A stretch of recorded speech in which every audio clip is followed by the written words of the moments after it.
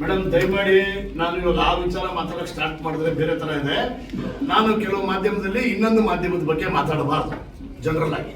ಆದ್ರೆ ಇವತ್ತಿನ ಒಂದು ಪ್ರತಿಷ್ಠಿತ ಮಾಧ್ಯಮ, ಇವತ್ತಿನ ಒಂದು ಪ್ರತಿಷ್ಠಿತ ದಿನಪತ್ರಿಕೆಯಲ್ಲಿ ನಮ್ದು ಇಂಟರ್ವ್ಯೂ ಇದೆ, ಅದನ್ನ ದಯವಿಟ್ಟು ಸ್ವಲ್ಪ ಗಮನಿಸಿ. ಈ UFO ಕ್ಯೂಬ್ ಎಲ್ಲ ಪ್ರಾಬ್ಲಮ್ ಇಲ್ಲ ಮೇಡಮ್, ಅದು ಇದ್ದು ಅದು ಒಂದು ಲೆವೆಲ್ಗೆ ಸಾಲ್ವ್ ಆಗ್ತಾ ಇದೆ. ಆದರೆ ಇನ್ನು ಮುಂದಕ್ಕೂ ಕೂಡ ಅದಕ್ಕೆ ಏನು ಬೇಕೋ ಪರ್ಯಾಯ ವ್ಯವಸ್ಥೆ ಮಾಡ್ಕೊಳ್ಳೋದಕ್ಕೆ ಅಕಾಡೆಮಿಯಿಂದ ನಾನು ಯಾರಿಗೆ ನಮ್ಮ ಸಾಧು ವಕೀಲ ಅವ್ರ ಜೊತೆ ಮಾತಾಡಿ ಅದು ಮನೇಲೂ ಕೂಡ ಅದಕ್ಕೆ ಕಾಗದ ಬಂದಿದೆ. ಅತಿ ಶೀಘ್ರದಲ್ಲೇ ಸ್ವಲ್ಪ ಎಲೆಕ್ಷನ್ಸ್ ಇದರಿಂದ ಅವರು ಕೂಡ ಸ್ವಲ್ಪ ಬಿಸಿ ಇದ್ರು. ಈಗ ನಾಳೆ ಕೂತ್ಕೊಂಡು ಅದನ್ನ ಫೈನಲೈಸ್ ಮಾಡ್ತಾ ಇದ್ವಿ. ನಮಗೆ ಜಾಸ್ತಿ ಕಂಟಕವಾಗಿರ್ತಕ್ಕಂಥದ್ದು ಪೈರಸಿ.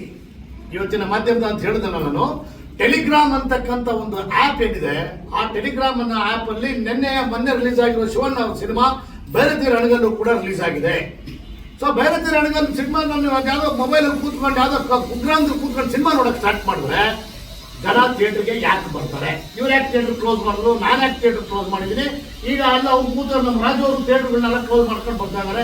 ಯಾಕೆ ಅಂದ್ರೆ ಈ ಒಂದು ಟೆಲಿಗ್ರಾಮ್ ಅಂತಕ್ಕಂಥ ಆ್ಯಪ್ನಿಂದ ಆಗುತ್ತಾ ಇರತಕ್ಕಂಥ ಅವಘಡದಿಂದ ಈ ರಾಜ್ಯ ಸರ್ಕಾರ ಆಗಲಿ, ಕೇಂದ್ರ ಸರ್ಕಾರ ಆಗಲಿ, ಈ ದೇಶದ ಪ್ರಧಾನಿ ಆಗಲಿ, ರಾಜ್ಯದ ಮುಖ್ಯಮಂತ್ರಿಗಳಾಗಲಿ ಪ್ರತಿಯೊಬ್ಬರು ಕೂಡ ಅವರ ಫಾಲೋವರ್ಸ್ ಇದ್ದಾರೆ.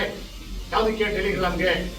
ಅವರೊಬ್ಬರೇ ಅಲ್ಲ, ದೊಡ್ಡ ದೊಡ್ಡ ಸೆಲೆಬ್ರಿಟೀಸು, ನಮ್ಮ ಚಿತ್ರರಂಗದವರು ಕೂಡ, ಇಷ್ಟೇ ಅಲ್ಲ ನಿಮ್ಮ ಮಾಧ್ಯಮದವರು ಕೂಡ, ಪ್ರತಿಷ್ಠಿತ ಮಾಧ್ಯಮದವರು ನೀವು ಕೂಡ ಆ ಟೆಲಿಗ್ರಾಮ್ ಅನ್ನತಕ್ಕಂಥ ಆ್ಯಪ್ನ ಫಾಲೋವರ್ಸ್ಗಳಾಗಿದ್ದೀರಿ.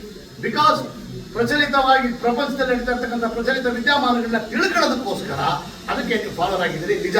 ಆದರೆ ಪರೋಕ್ಷವಾಗಿ ಮತ್ತೆ ಪ್ರತ್ಯಕ್ಷವಾಗಿ ರಾಜ್ಯ ಮತ್ತು ಕೇಂದ್ರ ಸರ್ಕಾರಕ್ಕೆ ಬೊಕ್ಕಸಕ್ಕೆ ಹೋಗ್ತಕ್ಕಂಥ ಹಣ, ತೆರಿಗೆ ರೂಪದಲ್ಲಿ ಹೋಗ್ತಕ್ಕಂಥ ಹಣ ಏನಿದೆ ಅದು ಬೇಕಾಗ್ತದೆ. 24,400 ಕೋಟಿ ಲಾಸ್ ಆಗಿರೋದು. ಮೊನ್ನೆ ಎಲ್ಲ MP ಗಳಿಗೆ ಮತ್ತೆ ರಾಜ್ಯಸಭಾ ಮೆಂಬರ್ಸ್ಗಳಿಗೆ ನೆನ್ನೆ ಕಾಗದ ಬರೆದಿದ್ದೀನಿ. ಅತಿ ಶೀಘ್ರದಲ್ಲೇ ನಿಮ್ಗೆಲ್ಲ ಕರೆದು ನಾನು ಅದ್ರ ಅಕ್ನಾಲೇಜ್ಮೆಂಟ್ ಕೂಡ ಕೊಡ್ತೀನಿ. ಅವ್ರನ್ನ ನಾನು ಕೇಳ್ಕೊಂತ ಇರೋದಿಷ್ಟೇ, ಚಳಿಗಾಲದ ಅಧಿವೇಶನ ಸ್ಟಾರ್ಟ್ ಆಗ್ತಿದ್ದಾಗ ದಯಮಾಡಿ ಆ ಟೆಲಿಗ್ರಾಮ್ ಅಂತಕ್ಕಂಥ ಆ್ಯಪ್ಗೆ ತಡೆ ಒಡ್ಲಿಕ್ಕೆ, ಏನೀಗ ನಾವು ಅದನ್ನ ಬ್ಯಾನ್ ಮಾಡಿ ಅಂತ ನಾನು ಹೇಳಲ್ಲ, ಬ್ಯಾನ್ ಅಂದ ತಕ್ಷಣ ಮತ್ತೆ CCI ಅಂತ ಓಪನ್ ಆಗುತ್ತೆ. ಅವ್ರಿಗೆ ಒಂದು ನಿಬಂಧನೆಗಳನ್ನ ಹೇಳಿ ಅದಕ್ಕೊಂದು ನಿರ್ದಿಷ್ಟವಾದಂಥ ಒಂದು ಮಾನದಂಡವನ್ನು ಕೊಟ್ಟು ಚಿತ್ರರಂಗದ ಯಾವುದೇ ವಿಚಾರಗಳನ್ನ ಅವರು ಅವರ ಮಾಧ್ಯಮದಲ್ಲಿ ಎಕ್ಸ್ಪೋಸ್ ಮಾಡಬಾರ್ದು. ಬಟ್ ನ್ಯೂಸ್ಗಳು ಮಾಡಲಿ. ಎಂಟೈರ್ ಸಿನಿಮಾನೇ ಡೌನ್ ಮಾಡ್ಕೊಂಡು ಕೂತ್ಕೊಂಡ್ರೆ ಚಿತ್ರರಂಗದ ಗತಿ ಏನಾಗಬೇಕು? ಥಿಯೇಟರ್ಗಳು ಏನಕ್ಕೆ ಬಾಧ್ ಆಗ್ತಾ ಇದ್ದಾರೆ? ನಿರ್ಮಾಪಕರು ಯಾಕೆ ಸೂಸೈಡ್ ಮಾಡ್ಕೊತಾ ಇದ್ದಾರೆ? ತಂತ್ರಜ್ಞರೆಲ್ಲ ಯಾಕೆ ಮನೆಯಲ್ಲಿ ಖಾಲಿ ಕೂತಿದ್ದಾರೆ? ಇವನ್ನೆಲ್ಲ ನೋಡಿದಾಗ ಇದಕ್ಕೆ ಮೂಲ ಟೆಲಿಗ್ರಾಮ್ ಅಂತಕ್ಕಂಥ ಆ್ಯಪು. ದಯಮಾಡಿ ಇವತ್ತಿನ ಪತ್ರಿಕೆಯನ್ನ ತಾವು ನೋಡಲೇಬೇಕು. ಮುಗಿದಾದ್ಮೇಲೆ ನಿಮ್ಗೆ ಆಫ್ ದಿ ರೆಕಾರ್ಡ್ ಹೇಳ್ತೀನಿ ನಾನು ಯಾವ ಮಾಧ್ಯಮ, ಯಾವ ಪತ್ರಿಕೆ ಅಂತೇಳಿ. ಪ್ರತಿಷ್ಠಿತ ಪತ್ರಿಕೆ ಅದು. ಅದರಲ್ಲಿ ನಮ್ಮ ಚಿತ್ರರಂಗದ ಅಷ್ಟೂ ಜನದ್ದು, ನಾನೊಬ್ಬ ಅಧ್ಯಕ್ಷನಾಗಿ ನನ್ನ ಸ್ಟೇಟ್ಮೆಂಟ್ ಇರ್ಬೋದು, ಇನ್ನು ಉಳಿದ ಹಾಗೆ ಎಲ್ಲ ವರ್ಗದವರು, ಇವರು ನಮ್ಮ ಪ್ರದರ್ಶಕ ವಲಯದಿಂದ ಅಧ್ಯಕ್ಷರಾದಂಥ KV ಚಂದ್ರಶೇಖರ್ ಅವರು ಮತ್ತೆ ರಟ್ಲೆ ವೆಂಕಟೇಶ್ ಅವರು, ಬಹಳಷ್ಟು ಜನದ್ದು ಸ್ಟೇಟ್ಮೆಂಟ್, ನಮ್ಮ NN ಸುರೇಶ್ ಅವ್ರದ್ದು, ಪ್ರತಿಯೊಬ್ಬರದ್ದು ಇದೆ. ದಯಮಾಡಿ ಅದನ್ನ ನೋಡಿ ಮೂಲ ಕಾರಣ. ಆಮೇಲೆ ಇವೆಲ್ಲ ಆಗೋದ್ರಿಂದ ಹೇಳಿದ್ರಿ, ತಾವು ಇನ್ನೊಂದು ಮಾತು ಕೇಳಿದ್ರೆ, ಈ ತರ ಟೆಕ್ನಿಕಲಿ ಬೆಳೆದಂಗೆ ಅಂತ ಹೇಳಿದ್ರ, ಈ ತರ ಟೆಕ್ನಿಕಲಿ ಬೆಳೆಯೋದಕ್ಕೆ ಮಹತ್ವ ಆಗ್ಲಿ, ಗೌರವ ಆಗ್ಲಿ, ಪ್ರಾಧಾನ್ಯತೆ ಆಗ್ಲಿ, ಸ್ಥಾನಮಾನ ಆಗ್ಲಿ ಸಿಗೋದು ಯಾವಾಗ ಅಂದ್ರೆ ಇಂಥ ಮಾರಕವಾದಂತ ಟೆಲಿಗ್ರಾಮ್ಗಳ ಹಾವಳಿ ಇಲ್ದಿದ್ದಾಗ.